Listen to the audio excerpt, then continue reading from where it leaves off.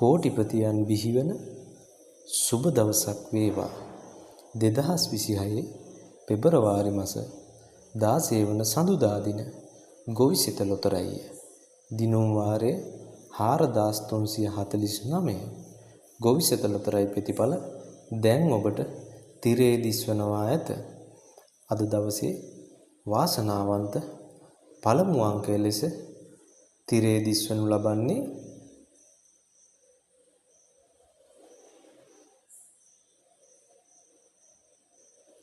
අංක 1, දෙවන අංකය අංක 6, තුන්වන අංකය